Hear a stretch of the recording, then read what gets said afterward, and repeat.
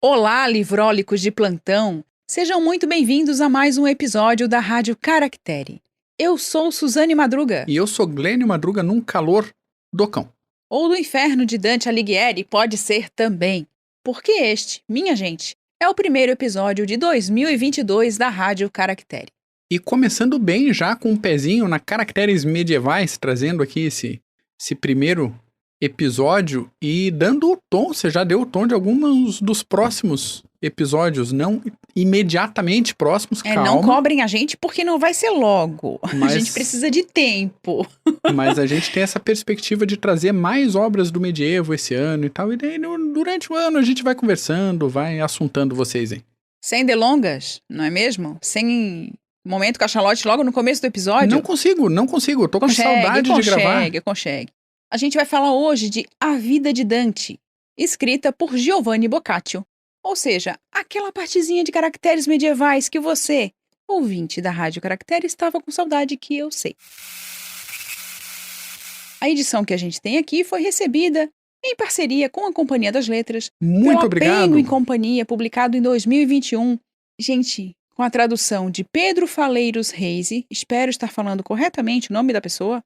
Notas, introdução, muito informativo, assim livro curtinho, mas extremamente interessante e muito denso. Pacotinho cremoso, inclusive, que a gente recebeu da Companhia das Letras com A Vida de Dante do Boccaccio, uma outra biografia do Dante mais contemporânea agora, novinha, cheia dos estudos, talvez aqui na Rádio Caractere em breve, quem sabe, e uma nova edição do Inferno. A princípio, pelo que a gente conseguiu entender, vai sair os 3 livros nessa nova edição da companhia, mas a gente recebeu a que foi lançada agora, a primeira. Que é o Inferno. Uhum. O primeiro livro, na verdade. Mas a gente já vai falar um pouquinho mais a respeito de Inferno, de Dante, num momento apropriado.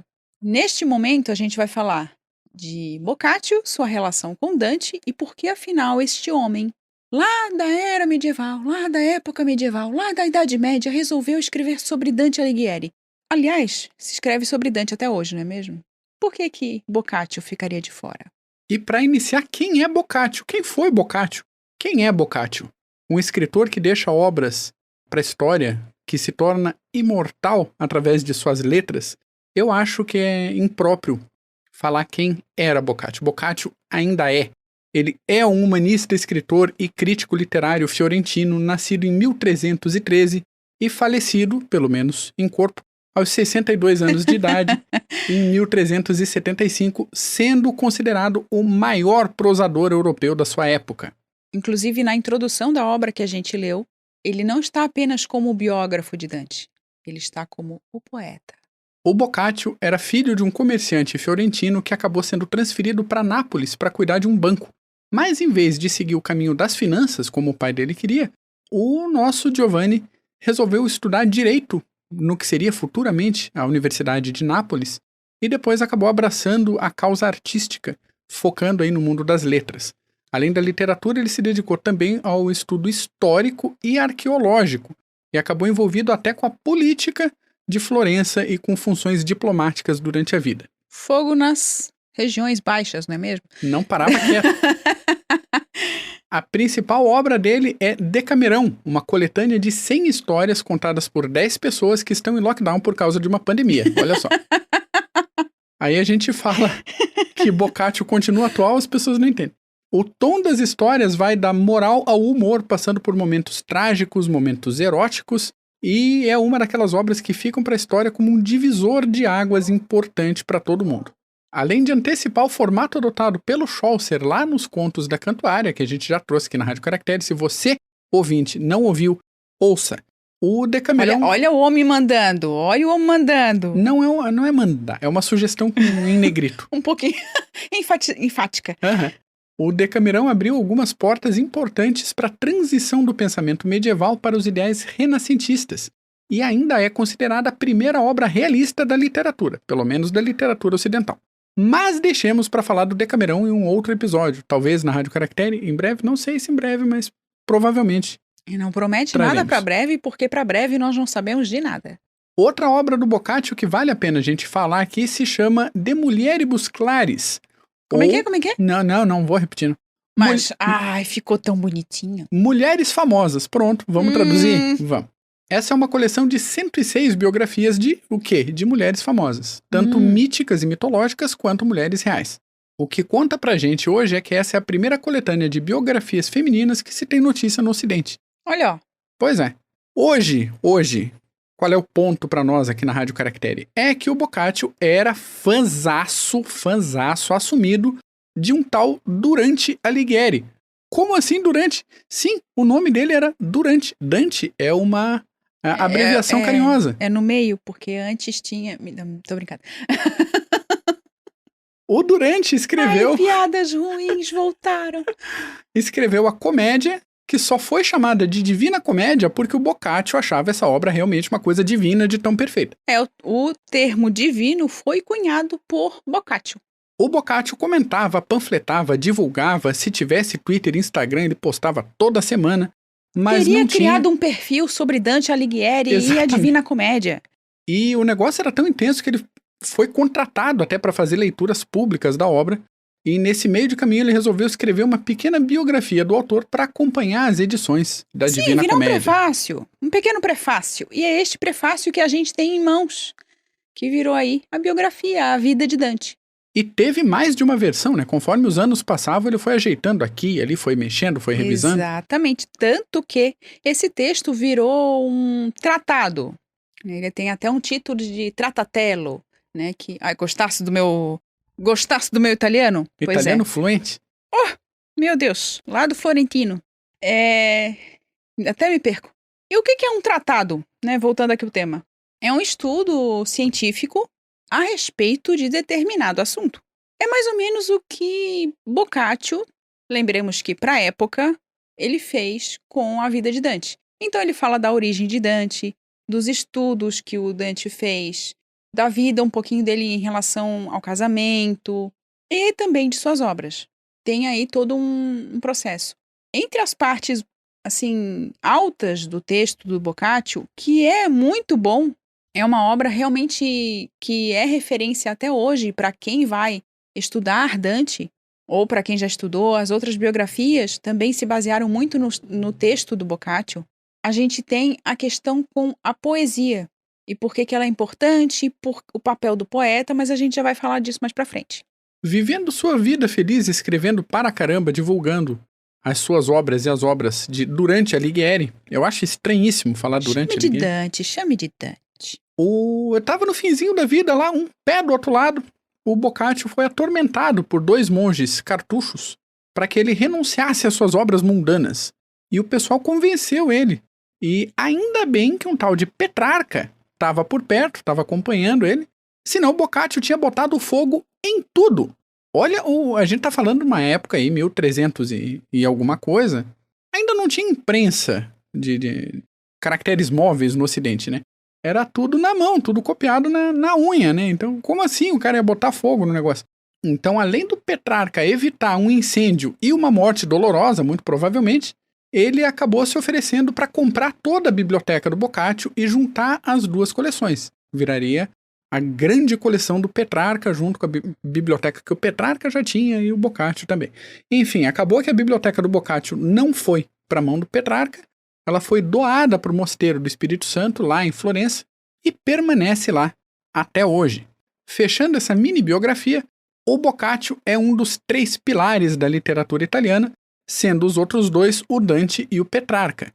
E a obra dele influenciou toda a literatura europeia, extravasou muito, além do que seria o padrão ali imediato. A gente falou a respeito disso um pouquinho quando a gente fez o episódio sobre os contos da Cantuária. Então, mais um motivo para você ouvir lá. Pois é, até o Chaucer tinha um rolezinho, ele falava, não sei, nem li, nem conheço a obra do Boccaccio. Quem é esse Boccaccio? Quem bem, é esse bem sumido, menos, né? apagado aí? E além do Chaucer... Mas enfim, tava lá, né? Lido expressões, e anotado. Exatamente, tem expressões na obra do Chaucer que remetem a Boccaccio, né? Que fazem referência ali ao modo piada, né? Ao modo comédia, né? A comédia que o Boccaccio apresenta também na sua obra. E além do Chaucer, teve influência no Cervantes e em tantos outros escritores por aí que a gente poderia fazer uma lista, mas conforme a gente for trazendo as obras, a gente vai lembrando. Lembra do Boccaccio? Então, Boccaccio tem uma mão aqui. Para quem tiver interesse e estiver programando férias na Itália, dá para visitar o Museu Casa di Boccaccio na cidade de Certaldo, que é ali do ladinho de Florença. O link para o Ente Nazionale Giovanni Boccaccio, com mais informações sobre o autor, sobre a obra dele e sobre o museu, está no nosso site. Pois é. E, só retomando ali a questão do Boccaccio ser fanzaço do Dante, ele vai fazer uma descrição sobre a aparência do Dante. O que é muito interessante. E que faz muito sentido quando a gente vê a capa da obra que a gente tem aqui em mãos. Porque a gente tem como se fosse a imagem do Dante com o rosto borrado. A gente não foi atrás dessa obra especificamente, mas ela está aí porque, segundo aqui a introdução, podem se destacar 2 momentos deste trecho, do trecho em que o Boccaccio vai dizer que a aparência do Dante era de tal maneira. O primeiro trata do desenho do rosto de Dante, que passou a ser representado de acordo com essa descrição. Seria suficiente recordar o retrato que muitos dos artistas do Renascimento italiano, por exemplo, fizeram do poeta, como Rafael Sanzio, no Vaticano, Luca Signorelli ou Sandro Botticelli. É curioso observar que, mesmo com a recente reconstituição do seu verdadeiro rosto pela Universidade de Bolonha em 2007, que não bate com a descrição feita lá por Boccaccio, será difícil alterar a ideia que se formou do poeta com o famoso nariz aquilino. Então, o Boccaccio vai trazer, ao longo da vida de Dante, né, desse texto, desse inicialmente prefácio, depois um tratado, uma imagem um tanto diferente, e essa imagem ficou para a história.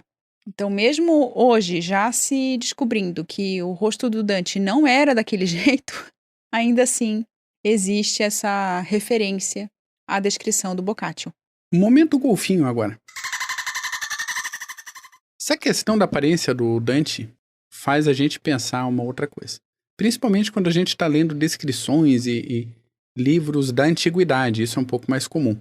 Quando a gente tem fatos e pessoas de uma determinada época descritas por gente que viveu 100, 200, 300 anos depois. A gente tem a tendência de meio que chapar a antiguidade como se tudo fosse muito próximo uma coisa da outra. E então, muita coisa que a gente lê sobre Roma, mesmo escrito por romanos, tinha uma distância, às vezes de 300 anos, entre o fato e a narração. E a mentalidade ia mudando também ao longo do tempo, né? Exatamente. E mentalidade, orientação política. Então tem que ver quem que escreveu, por que escreveu, com qual intenção escreveu.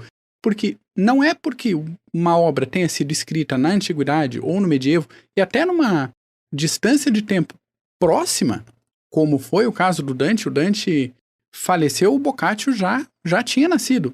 Isso pode influenciar séculos e séculos de representação artística e de uma imagem mental que as pessoas têm sobre outras pessoas. É sempre bom desconfiar, já diria Legoff. Se não diria, pensou. Ou pelo menos deixou ali meio registrado. Deixou subentendido. E fecha o momento golfinho. Voltando aqui à obra, a gente tem questões sobre poesia, que a gente já comentou, a gente vai falar um pouquinho mais à frente. É um ponto muito importante no texto do Boccaccio. E, como o Glênio mencionou, tem essa ligação entre Boccaccio e Petrarca, que vai ser importantíssima na defesa do Boccaccio de ter a possibilidade de a poesia ser uma representação cristã e não pagã, como era no período. Era vista como uma representação pagã. E é com a entrada do Petrarca lá no Capitólio que essa afirmação ou essa ideia do Boccaccio vai ganhando força, de que realmente a poesia servia aos fins cristãos. Tem várias coisas para a gente refletir antes de a gente comentar aqui a obra em si. Tem uma questão de representação que o Boccaccio coloca, e não só Boccaccio, mas os autores da época. Lembrando que aqui na introdução ele é colocado não como simplesmente biógrafo, mas poeta. O poeta é um criador, é alguém que usa a criatividade com a linguagem, inclusive para convencer. Então, a gente pode ler a vida de Dante tanto como uma biografia, como não um romance, mas algo além, algo Quase um romance biográfico, uma coisa assim. Alguma coisa que, para colocar aquela força de um indivíduo, a força de um indivíduo que serviu à poesia. Ele coloca Dante num determinado patamar que ele fica quase sendo assim quase um santo, quase um São Dante ou um São Durante. Fica esse tom, tanto que ele vai falar da questão da família, do sofrimento do Dante em relação a Beatrice ou a Beatriz. Então tem todo um processo aí de escrita por parte do Boccaccio que, para mim, assim, falando como leitora com determinada experiência, talvez, pareceu um pouco de um desenho, assim, eu vou desenhar aqui uma biografia. Fica claro isso, não fica uma coisa como a gente vê em biografias mais, né, contemporâneas, que as pessoas tentam não se envolver tanto com o biografado e tentam colocar ali a verdade, né, a biografia... A biografia definitiva. Não há esse compromisso com o Boccaccio. O Boccaccio, ele se propõe a colocar o Dante em perspectiva e dizer, este foi o principal poeta do nosso tempo. Sabe o que eu lembrei? Eu lembrei de quando a gente fez um episódio aqui na Caractere sobre as biografias do Tolkien, que a gente, acho que até comenta no episódio, que tem uma biografia que saiu pela Dark Side, que é do Michael White, e tem a biografia que é considerada a biografia oficial, que é do Humphrey Carpenter. E a biografia do White é uma biografia de fã. Uhum.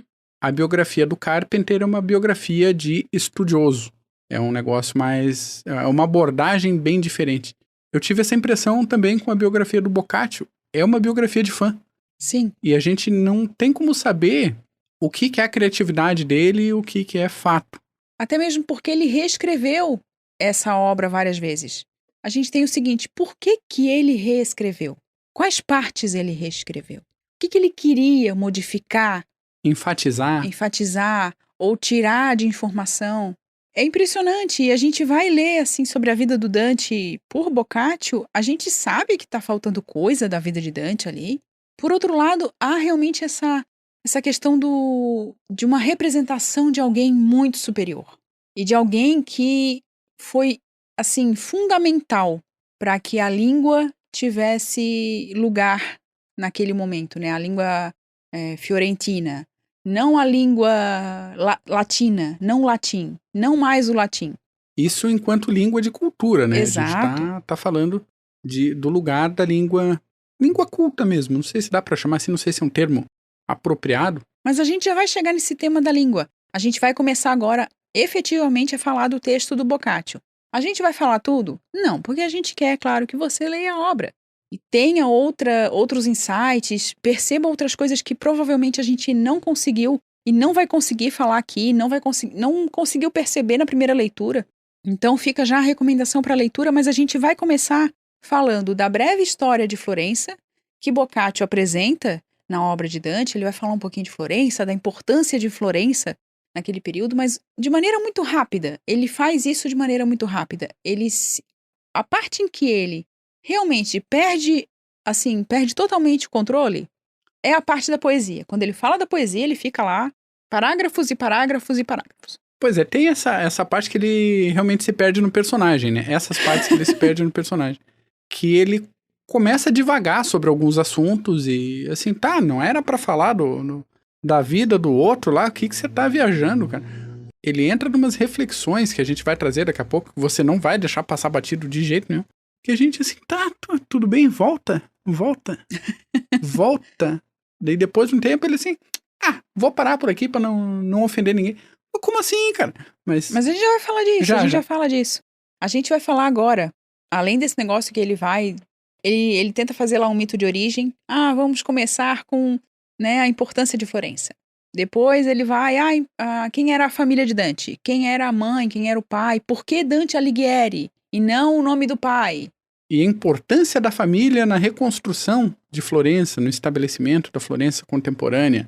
Ou seja, Dante não era um menino pobre que ascendeu na vida, não era alguém que só falava fiorentino. Ele era um estudioso, inclusive de Virgílio, por quem, né, Dante tinha realmente uma certa adoração, segundo o texto aqui de Boccaccio, segundo o que a gente já leu sobre Dante em outras obras. Ele tinha essa admiração por Virgílio e pela obra do Virgílio. A língua latina era sua conhecida, ele produziu coisas em língua latina. Até uma nota paralela aqui, que a gente falou que o Boccaccio quase botou fogo na obra dele, o Virgílio também quase botou fogo na Eneida, né? Temos aí uma tendência. Não é? Uma imitação. Retomando ali a questão da vida do Dante, ele vai falar da simbologia do nascimento do Dante, da escolha do nome, da questão do sonho, que a mãe dele teria sonhado. E é interessante que em determinado momento do texto, até depois de passar um pouco da vida do Dante, o Boccaccio vai apresentar uma interpretação do sonho da mãe do Dante. Que talvez tenha saído da cabeça do Boccaccio. Não sabemos. E acho que não saberemos. De qualquer modo, a gente tem aí uma interpretação do sonho, que ele estava destinado, segundo o sonho interpretado. Aliás, segundo o sonho da mãe do Dante, interpretado por Boccaccio, Dante estaria predestinado ao sucesso. Estaria predestinado a algo grande, né? Algo longo e que alcançaria aí o tempo, alcançaria a gente hoje aqui em 2022 e... Em busca da imortalidade com Giovanni Boccaccio. Pois é. E então depois, lá na página 38 aqui da obra, que a gente tem a descrição um pouquinho de como a mãe do Dante sonhou que o Dante seria laureado, ele iria nascer para ser poeta. Então, esse era o destino do Dante, ser poeta. O próprio Boccaccio vai dizer que o sonho, o desejo do Dante era receber a coroa de louros, né? Que é a coroa destinada aos poetas, na sua terra natal, em Florença, e que ele não teve oportunidade porque ele veio a falecer longe de Florença. Aliás, ele escreve a Divina Comédia em outra região. E depois de que ele narra um pouquinho dessa questão da mãe e do sonho, ele vai dizer o seguinte, e daí essa relação do Dante com a língua. Este foi o Dante de que trata o presente discurso. Este foi o Dante que aos nossos tempos foi concedido por especial graça de Deus.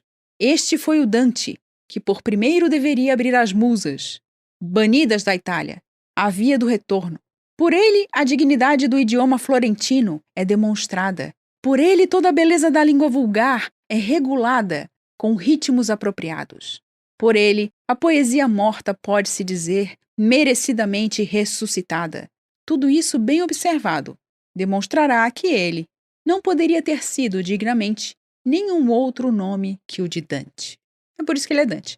E a gente tem aí o texto é basicamente nesse tom. O tempo todo. Uhum. Por isso que a gente falou. Texto de fã. Texto de fã. Totalmente texto de fã. E assim ele vai contar um pouquinho da vida do Dante, de ele crescendo, estudando, até o momento em que ele se apaixona pela Beatrice, que, segundo Boccaccio, ele conheceu na infância. E quando ela está em determinado momento da vida, ela vem a falecer, e isso vai causar em Dante algo, assim, um sofrimento agudo, constante.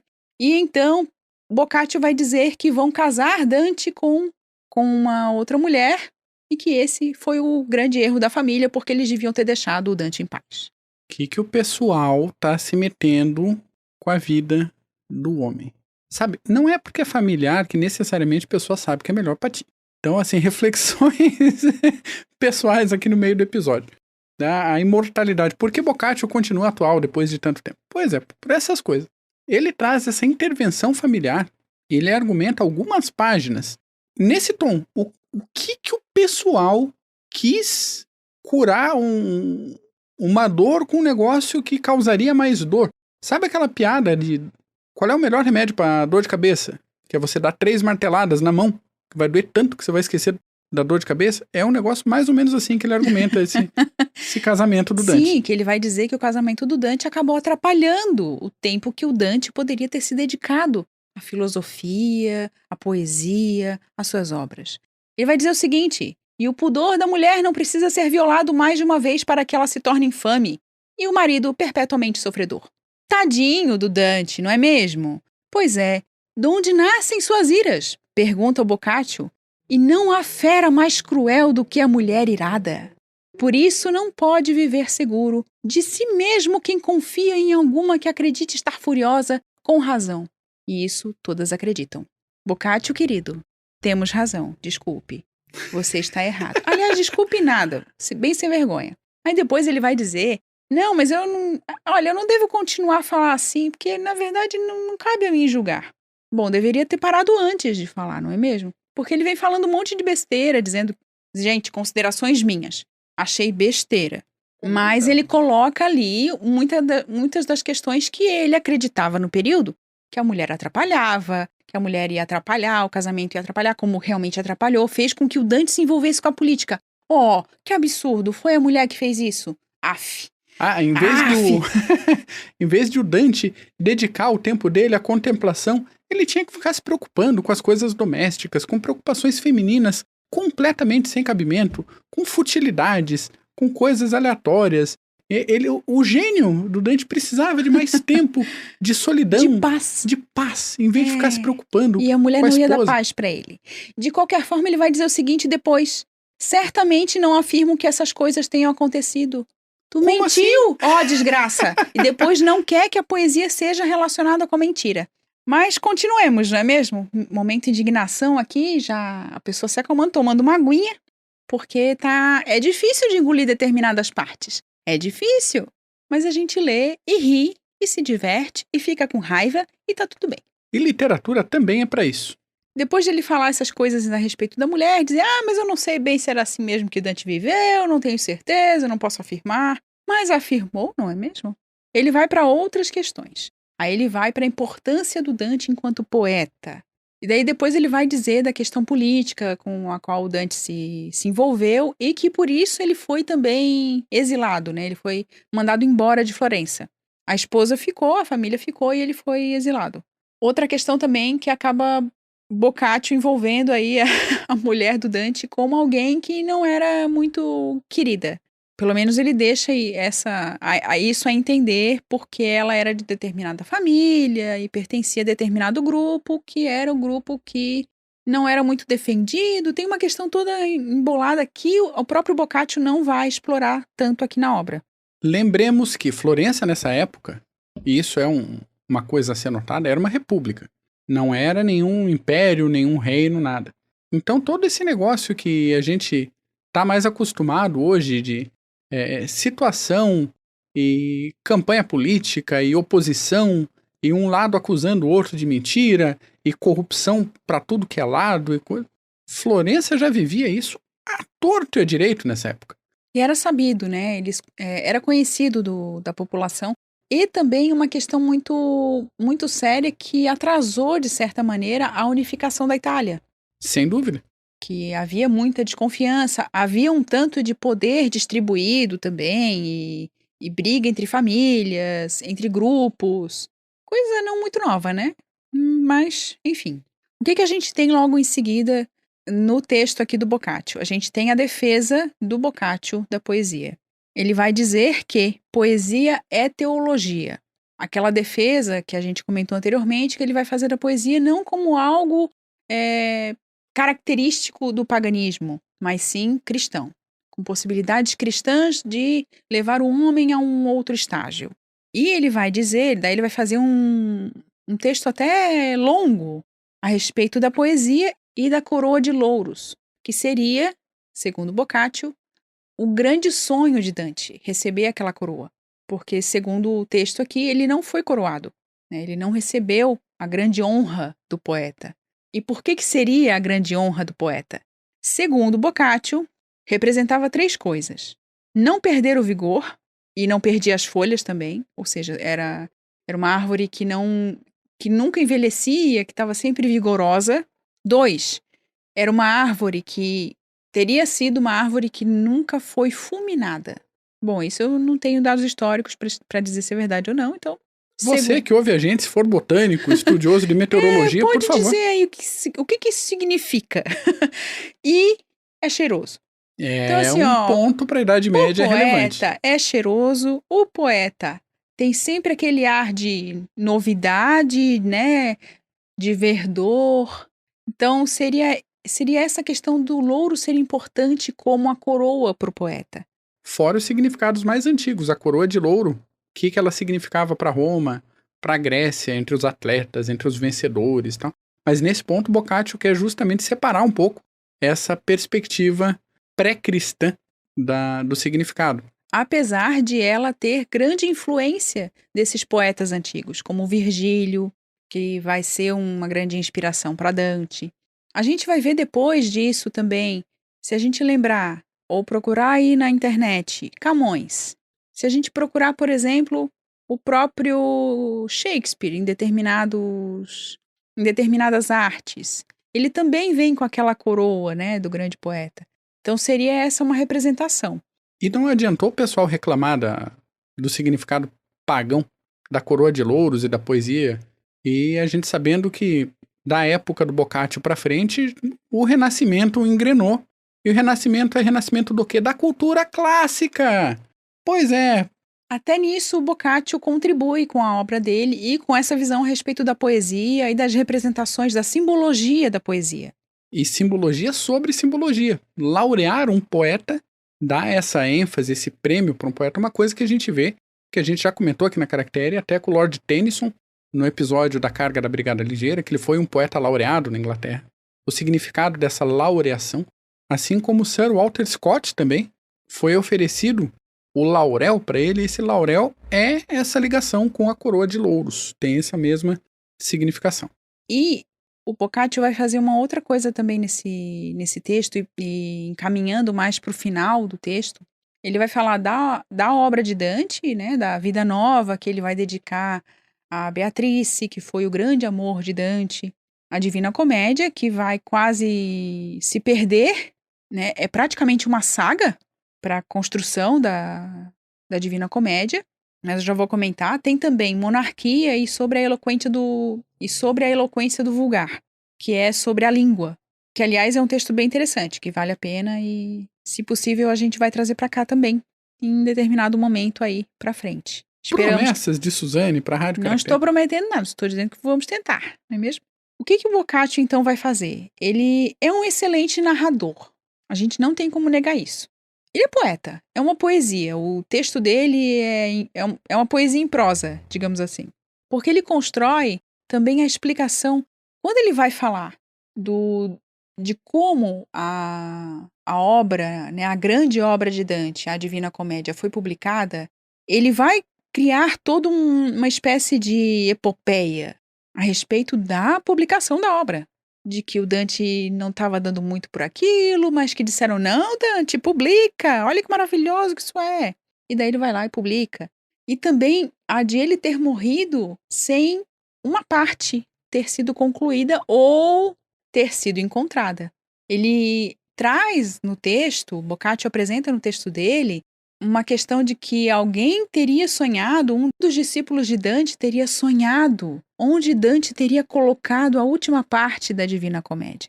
E que eles encontraram então numa parede, tendo até o Dante aparecido como fantasminha para poder avisar que estava ali, ó, está em determinado lugar. Então tem toda essa criação. É realmente a criação de uma figura que vai pairar, né, sobre a poesia como uma representação não material. E a gente tem isso com o texto do Boccaccio. Uma construção de Dante como alguém que empreendeu um grande trabalho, uma verdadeira missão em nome da poesia e em nome da comédia e em nome, principalmente, da língua vulgar, do florentino. Então tem todos esses checks que vai se dando à medida que a gente vai lendo a vida de Dante por Boccaccio. Finalizando esse primeiro episódio de 2022, então eu deixo aqui um registro de que essa obra trouxe para mim, até o momento, com a minha experiência de leitura, a maior e melhor bronca que eu já li em qualquer obra literária. Só que o Boccaccio não dá uma bronca em alguém, ele dá uma bronca em Florença. Ele dá uma bronca numa cidade. Já viu alguém dar uma bronca numa cidade? Pois é. Ele faz isso. Ele passa páginas e páginas esculhambando Florença. Falando assim, aqui eu sou inútil. Você exilou o maior poeta de todos os tempos. Você não tem vergonha na sua cara. Você não tem vergonha da sua cara. Tome jeito. Tome tento, tome rumo. E ele vai dando vários exemplos. Porque tal fulaninho nasceu não sei onde e tem um monumento. Ah, e o fulaninho que quase ninguém ouviu falar Tem cidades, 3 cidades que até hoje disputam a origem dele. Ah, porque o Homero não sei o quê. E você, Florença, não tá fazendo nada para recuperar o maior poeta da história. Como assim? Ele foi morrer lá em Ravenna. E vocês não dizem nada, vocês não tentam recuperar. Também Ravenna não tem que devolver os restos mortais do Dante, mas o mínimo que Florença tinha que fazer era um movimento para tentar recuperar. E a bronca vai... E é uma bronca com um tom apaixonado, com um tom emotivo, né? Com muita emoção, com muito sentimento. Assim, é por isso que é praticamente poesia, né? O texto do Boccaccio. Então, é isso. É uma obra pequenininha. De fora a fora são 103 páginas nessa edição da Penguin. Então é rapidinho para ler. Fica aqui a nossa recomendação. O link da Amazon está na descrição do episódio para quem tiver interesse. E comprando com o nosso link, você ajuda muito aqui a Rádio Caractere a continuar o seu trabalho. Temos novidades? Durante o ano temos, aguarde você que nos acompanha, teremos novidades, hein? Dentro que novidades? Teremos novidades. Eu acho que é novidade até para mim. Nos próximos meses traremos novidades, mas até lá fica a recomendação de ler um dos imortais da literatura mundial. Inclusive, se você tá com medo de começar por Decamerão, né, pensa que pode... Porque Decamerão leva um tempinho para você ler, não é assim, sentei e li num dia, li numa tarde. Né, assim, leituras para as férias. Pode até ser, mas não é uma leitura que você faz rapidamente, né? Você precisa estudar um pouquinho mais o texto. São várias histórias, né? É uma obra longa. Para começar Boccaccio, acho que é uma boa. Acho que é uma boa também pegar um livro que não é um livro, é um prefácio. Então, mesmo que você não tenha lido a Divina Comédia, não tenha lido nada mais, é uma boa entrada tanto para a literatura medieval como um todo, quanto para a literatura italiana mais raiz, assim, pegar um dos imortais, um dos pilares da literatura italiana e começar por aí. Eu acho que é uma boa obra. Mais raiz, porque agora não é raiz. Não, agora é folhinhas. Fica aí a problematização. De qualquer maneira, a gente começa mais um ano com um prefácio que virou livro, não é mesmo? Porque ano passado a gente começou com Carta a um Refém, do Antoine de Saint-Exupéry. E esse ano a gente começa com Boccaccio, que seria um prefácio, mas virou obra. E tá tudo bem.